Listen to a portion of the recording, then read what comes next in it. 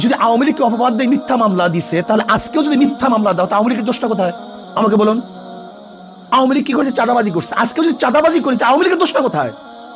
আওয়ামী লীগ জুলুম করছে, অত্যাচার করছে, আজকেও যদি জুলুম অত্যাচার করি, তা আওয়ামী লীগের দোষটা কোথায়? আমি চাই না কোন আওয়ামী লীগ করার কারণে কাউকে জ্বালিয়ে দেওয়া হোক, কারোর অফিসকে ভেঙ্গে চুরে তছনছ করা হোক, আওয়ামী লীগ করার কারণে তার মিল ইন্ডাস্ট্রিজকে জ্বালিয়ে দেওয়া হোক। এইটা আমি চাই না। আমি চাই যে অন্যায় করছে তার বিচার হোক, কিন্তু যে অন্যায় করে না, সে যে দলের হোক না কেন, সে আমার শত্রু হোক না কেন, তার বিচার করা যাবে না, তার উপর জুলুম করা যাবে না। এই জুলুম মুক্ত এক দেশ আমরা করতে চাই, প্রত্যেক অধিকারকে প্রতিষ্ঠিত করতে চাই। আমরা এখন জুলুম করতেছি, হাজারো মামলা হচ্ছে, নিরাপদ মানুষের বিরুদ্ধে মামলা হচ্ছে। তাই সে আওয়ামী লীগ করুক, সে নিরাপরাধ, সে ভালো, তার নামে মামলা দেবো কেন? তাহলে আপনিও যখন ক্ষমতা পরিবর্তন হবে, তা আপনার নামে তো মামলা দিবে। এই সংস্কৃতি চলবে কেন? আমরা চাই প্রাইম মিনিস্টার রাস্তায় হাঁটবে, কেউ কাউকে বলবে না। বিশ্বাস করেন, যখন সেফটি আইন করছে শেখ পরিবারের জন্য, তখন আমি বলছি এদেশের জনগণ অসেফটি, তারা নিরাপদ না। যদি তারা নিরাপদ হতো, তাহলে শেখ পরিবারের জন্য সেফটি আইন করার প্রয়োজন হইতো না। যেহেতু তারা জুলুম করবে, অত্যাচার করবে, এর জন্য শেখ পরিবারের জন্য সেফটি আইন করা হয়েছে। এই সেফটি আইনটি আর দেখতে চাই না। আমরা চাই না কোনো মন্ত্রী যাবে, কোনো প্রাইম মিনিস্টার যাবে, তাদের জন্য রাস্তা এক সেকেন্ডের জন্য বন্ধ দেখতে চাই না। স্পেশালি একজন সাধারণ জনগণ যেইভাবে বরাদ্দ পাবে, সরকারি কর্মচারীরা তার চেয়ে কোনো বেশি বরাদ্দ পেতে পারবেন না।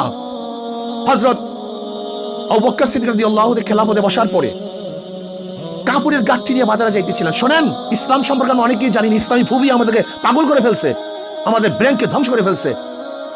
কাপড়ের গাঁটটি নিয়ে বাজারে যাইতেছেন। ওমর ইবনে খাত্তাব রাদিয়াল্লাহু বললেন, ভাই আবু বকর কোথায় যান? বলে, বাজারে যাই ব্যবসা করার জন্য। পেট চালাবো কিভাবে, খাবো কিভাবে? বলে, গোটা জাতির বোঝা আপনার কাঁধের উপরে, আর আপনি যান ব্যবসা করার জন্য। বলে, খাবো কি? বলে, ঠিক আছে, বাইতুল মাল থেকে আপনার জন্য কিছু ভাতা নির্ধারণ করি। একজন সাধারণ মানুষ চলার জন্য যেই ভাতার প্রয়োজন ছিল, ঠিক ওই পরিমাণে ভাতা নির্ধারণ করা হয়েছে, এর চেয়ে বেশি না।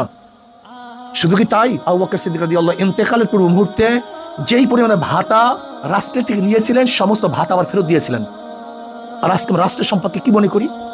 আজকে বাতি জ্বালাই, গিয়া দেখেন বড় বড় অফিসারদের রুমের মধ্যে 24 ঘন্টা এসি চলতে থাকে। তোমার বাবার টাকা, তুমি কার টাকা দিয়ে এসি চালাও 24 ঘন্টা? তুমি পাজেরো গাড়িতে চলো, মার্সিডিজ গাড়িতে চলো, কার টাকা দিয়ে চলো? এই খয়রাতি ভিক্ষুক। আজকে হাজারো ভিক্ষুক মানুষ, বিধবা, মিসকিন, এতিম, তাদের টাকা দিয়ে তুমি গাড়ি বাড়ি, এসি, অমুক তমুক, তোমার নিজের টাকা দিয়ে হেলিকপ্টার কিনো, তুমি প্ল্যান করো তোমার টাকা দিয়ে, এটা তোমার ব্যক্তিগত টাকা। কিন্তু রাষ্ট্রের একটা টাকা অপচয় হোক, এটা আমরা চাই না। একটা টাকা চাই না, বসা হোক, এটা আমরা চাই না। রাষ্ট্রের